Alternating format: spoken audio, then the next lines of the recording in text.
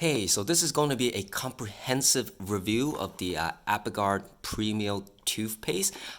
Yes, it is a Japanese branded toothpaste, but in my opinion, is very important because it provides a lot of context for a lot of the trending toothpastes on the market right now, right? Such as like the Risewell toothpaste, the Boca toothpaste. You also have like the David's toothpaste, and also like the High Smile toothpaste. So what a lot of these trendy new toothpastes have in common is that they use a unique ingredient called hydroxyapatite, right? So if you kind of look on the ingredient list, right, they kind of all have it right there, like hydroxyapatite, and look at the Boca, you have the hydroxyapatite right there. And also for the David's toothpaste, they're all in there right there. And then this one right here, hydroxyapatite right there. Okay, so why the Apagard is important is because they are actually the OG or the original maker of the hydroxyapatite toothpaste. Okay, so yes, all of these new trendy toothpastes, they have been on the market for like the last couple of years, and people are saying it's brand new and all of that, but that isn't quite true. They've actually been making the hydroxyapatite toothpastes in Japan since the 1970s. Yes, the Japanese have been using this ingredient in their toothpaste since the 1970s. So they've essentially been using this stuff for like the past 5 decades, okay? But just to let you know, they aren't actually the creator or inventor of hydroxyapatite. The one who deserves the honor for that is actually NASA. Yes, NASA, NASA. So for some historical context, back in like the 50s and the 60s, NASA had a problem. What they noticed was that all of the astronauts that they were sending out into space, they were coming back with a low bone density if they were in space for an extended period of time, because due to zero gravity and all of that, they start losing bone mass. So they were trying to figure out a way on how to kind of restore like the lost bone density. And what they kind of discovered was the mineral called hydroxyapatite. Okay, so essentially all of our bones and all of our teeth are made of hydroxyapatite, right? So what this mineral does is it gives it is characteristically hard, texture of like the substance. And just so you know, like our bones are typically made around like 50 to 60% hydroxyapatite, but our enamel is actually made of 96 to 97% of hydroxyapatite. Okay, so essentially our teeth are actually harder than our bone because it contains a larger percentage of the mineral. Okay, so just to kind of review, is actually NASA that kind of discovered it in like the 1960s, but then they sold the patent to Apagard, or rather their parent company, Sangico, I believe in 1969 or 1968, and then they've been making the toothpaste since the early 1970s. Okay, so Japan has been using it since the 1970s, and then this toothpaste ingredient, kind of made its way to Europe in like the early 2000s, and then it was only within like the past like 5-ish years or so where it kind of came back into the US, and you saw the rise of all of these new trendy toothpastes. Okay, but just to remind you, the original maker of the toothpaste was Apagard. Okay, so that is why it is important to kind of or rather why I'm reviewing this toothpaste, because they were the original to do it. All right. But yeah, so let's get started. What it's like to use it. I mean, at first when I was using it, I was kind of neutral to it, but as the days and the weeks kind of went by, I kind of like it a lot more as I started using it. It's very pleasant. It doesn't have a very strong mint flavor. It's a very mild mint flavor. But one thing I sort of noticed is that it has a incredibly dense toothpaste texture. It's very, very dense. I'm just gonna kind of show you a little bit here, and it also kind of foams and lathers really well. You actually don't need that much of the toothpaste, like that much is probably enough whenever I'm using it, it has a very dense texture. So when you're brushing with it, it won't dissolve that easily or quickly. You kind of have to be intentional with kind of spreading it around your teeth. It does take a little bit of working of it to kind of make it spread across your teeth. This is different from like the Pro Enamel toothpastes, which is like very soft and it literally dissolves into your teeth immediately as you start brushing. This one is not like that. You have to kind of intentionally brush it into your teeth. But it is very, very dense, but you don't need a lot of it. Just like probably like half the amount you usually use. Like this much is more than enough to kind of brush your teeth with. All right, so.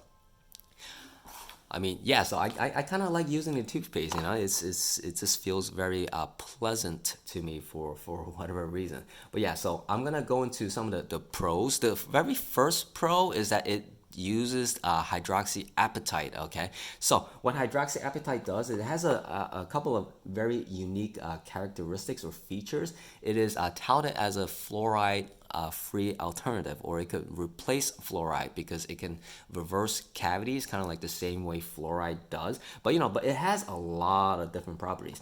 The very first one is that it can remineralize your teeth, meaning that it will repair damaged tooth enamel and it will reverse small cavities. Okay, the way it kind of does that, if you look according to their manual, if you get some sort of like enamel defect or like a cavity starts forming, like how you see like these little notches that they kind of demonstrate on this diagram, like what the hydroxyapatite does is that it can literally insert itself into all of these defects and then use itself to repair the missing tooth structure. Okay, and why that works is because it's made of the same exact stuff as your enamel, right? Your enamel is made of 96 to 97% hydroxyapatite. So if some of the enamel kind of dissolves, right, it literally just inserts itself into there and it replaces the missing enamel. And that's just kind of how it kind of fights cavities, so to speak.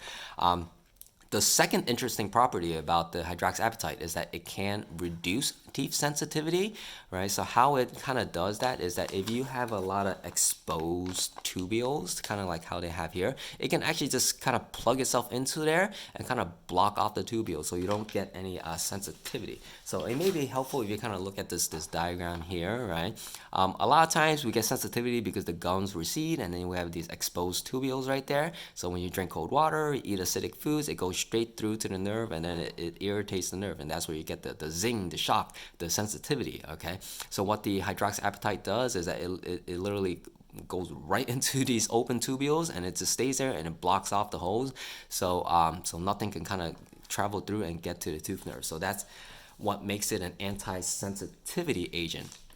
A third benefit of it is that it is very protective for the enamel. Okay, so kind of looking back to here, how it kind of repairs the enamel defects after it's done kind of repairing it. It's kind of very attracted to the surface of the enamel, where it will actually kind of continue to stack itself and create a layer like kind of covering your enamel, right? And what this layer does, it serves as like a sacrificial layer or kind of like a barrier. So when you're eating sweets or acidic, spicy foods and things like that try to dissolve the enamel, it will dissolve this layer first, right, before it even reaches the enamel. So it kind of serves as like a buffer or like a barrier. You can kind of think of it that way. A fourth property of this ingredient is that it is antibacterial. If you look on the diagram here, you see how it has like stuff kind of sticking to the ingredient, right? So it is actually strongly attracted to bacteria, or the bacteria are attracted to it. So what it does is it kind of acts like a Swiffer, where when you have this stuff floating around in your mouth, like bacteria will kind of just stick to it. Okay, and what that does is, because the bacteria are sticking to this ingredient, the bacteria aren't going to be sticking to the surfaces of your enamel, right? So it kind of just prevents the bacteria from sticking to your enamel. So I mean, essentially you're going to spit out all this, or you will just kind of swallow all of this excess, and then end result is there will be less bacteria on the surfaces of your teeth. Okay. A fifth benefit of the hydroxyapatite is that it can actually quote unquote whiten your teeth. I mean, it doesn't whiten in the traditional sense in that it bleaches off stains, but it has more to do with the fact that it is technically it's like a white crystalline powder. Okay, so if you have a lot of surface defects on your enamel, such as these little indentations, or or areas that have been repaired with the hydroxyapatite, when it kind of fills in all of these holes and defects, it can potentially make your teeth look a little bit whiter because the substance itself is white, right? So it's kind of like painting over your walls, or like a white paint. So it does technically make your teeth appear a little bit whiter, but I wouldn't expect it to kind of make your teeth look Hollywood white. Okay, so don't go having that expectation. The very last benefit is that it is very natural and is hypoallergenic, right? Because your bones are made out of it and your teeth are made out of it. So it's very, very biocompatible with your body, okay? I mean, it's literally the same stuff your enamel's made out of. So there's absolutely no reason why you should have anything against using this specific ingredient. Okay, so those are all of the pros of using hydroxyapatite. Another interesting thing with this toothpaste is actually the ingredients in here. Okay, it uses a couple of ingredients that I haven't seen in American based toothpaste. Most notably, it does have like 2 additional antibacterial agents in here. Okay, it's the glycyrrhetinic acid and the cetopyridinium chloride. All right, I will be butchering it because I don't care for pronouncing it. All right, the cetopyridinium chloride is actually found in a lot of antibacterial mouthwashes, but I haven't really seen it in toothpaste. So they're kind of like one of the few that I actually see them using it in toothpaste. So these will help decrease the bacterial population in your mouth as you're kind of brushing with it. But there are also like some other interesting ingredients too, such as the trimagnesium phosphate, which is an essential tooth mineral. It also helps to improve the gum health as well. And then one last one would be the hydrolyzed conchiolin protein, which actually contributes to the enamel gloss, and it helps mineral deposition onto the surface of the enamel. In other words, it helps to kind of fight cavities and reverse cavities and all of that. And last but not least, it also has dicalcium phosphate. Those are actually remineralization ingredients because the teeth are made of hydroxyapatite, but you can kind of break that down further into calcium and phosphates. Okay, so it's literally supplying a lot of minerals to help repair your teeth, in addition to the hydroxyapatite with the dicalcium phosphate. Right, so those are all the pros with the ingredients. The very last one I kind of always like to touch upon is the design of the toothpaste. I do like the flat cap design, and with the flip cap, I think the flip cap's easier than the screw cap ones. The screw caps take a while to kind of open, so it is definitely more convenient to use. But then what I really like about this is that it does let the toothpaste stand in a vertical position instead of kind of rolling around. Although this one does let you kind of stand vertically as well, but it's not quite as stable since it's a lot smaller. All right, so I do like the cap design for this toothpaste. So those are all of the pros. Let's move on to the cons. The very first con is that it does use SLS in there. It uses sodium lauryl sulfate. I mean, it is a harsh ingredient, but that's not the reason why I don't like SLS. The main reason why I don't like SLS is that it actually interferes with fluoride from working on your teeth. You may say, yes, this toothpaste does not have fluoride, so why would I even care, right? The thing is that even though if your toothpaste may not have fluoride, most of the tap water, about like 70% of the tap water in the US is fluoridated. Okay, so like the water you drink and the water you're rinsing your mouth out with, all of that stuff does have fluoride. So using SLS will not completely get rid of fluoride, but it does kind of decrease its efficacy because it binds with it and it prevents it from being used on your teeth. So you can kind of think of it as like a negative, like an inhibitor of fluoride's anti-cavity effects. All right, so that's the main reason why I don't like SLS. Although I guess the pro with that is that because it does have SLS, you don't need a lot of toothpaste because, like I said, like even just that much is enough to foam your entire mouth. Okay, so it is kind of cost saving in a way if you like to think of it. The second con with this toothpaste, it is quite expensive. I mean, aside from the fact that you do have to, it will be imported. Like a tube of this is about like $20-ish, right? And it's quite small as well. You can kind of compare it to the more standard size toothpaste, right? Like the Pronamel here, which is like 4 ounces, right? The size it's a lot smaller and it costs more, but especially if you compare it to like a full size toothpaste, like the Optic White Stain Fighter right here, right? It's significantly smaller. So if you actually calculate it by price per ounce, it is extremely expensive for a toothpaste. So this one, I think it was like $19-20. The Colgate Stain Fighter one, this one, I think it was like $4 or $5, and it's humongous, right? So you are definitely paying a price premium for this, okay?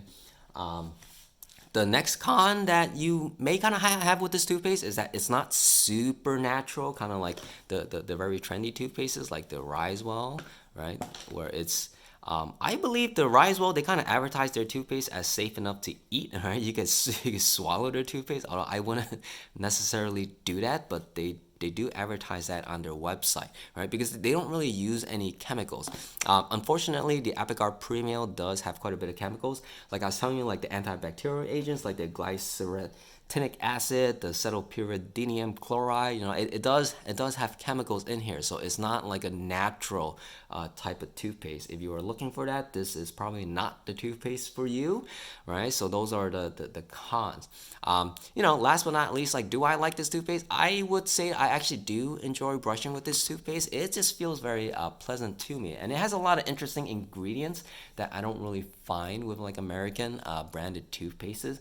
So I do like it. The only thing I don't really like would be the price tag, and also the fact that it uses SLS. I mean, I kind of got used to using the toothpastes with no SLS, and it really doesn't bother me. Like if you use the Sensodyne Pronamel toothpastes, these are all SLS free, okay? They do not have SLS, so you do not get that intense foaming sensation. But then again, like, why do you want so much foam in your mouth? I mean, as long as it kind of ladders well, like, it really doesn't matter. But nonetheless, my main thing is that I don't like that it interferes with a fluoride, all right? So that's the main reason why I don't like SLS. I mean, if I were to make my own toothpaste, it would definitely be SLS free. I mean, hydroxyapatite is definitely a very interesting ingredient. Although I do want to talk about one last thing, is that despite all of these amazing benefits and features of hydroxyapatite, fluoride still does one thing that it can't do, and it is the fact that it could strengthen your enamel. Okay, fluoride is the only ingredient on this planet that can strengthen your enamel. So what the fluoride does is that it will actually replace the hydroxyl group of the hydroxyapatite, right? And it will transform it into fluoroapatite. Okay, fluoroapatite is more resistant to acid dissolution, and this is a more stable molecule. Okay, so that is one feature that fluoride has that hydroxyapatite will kind of never have. In case you're wondering how effective the increased acid resistance is that hydroxyapatite or enamel, right, it will start dissolving once the pH of the mouth drops below the critical level of 5.5. So, but if you convert it to fluoroapatite, right, the dissolution threshold will decrease to 4.5, okay? A 4.5 pH before it starts to dissolve. So that one whole integer decrease in pH is actually makes it 10 times more acid resistant, right? Because it's on a logarithmic scale, all right? So yes, fluoride is still useful. I wouldn't write it off completely. As a matter of fact, if I was making a toothpaste, I would actually just combine fluoride and hydroxyapatite, right? And that way you get the best of both worlds. And yeah, that's the end of this review.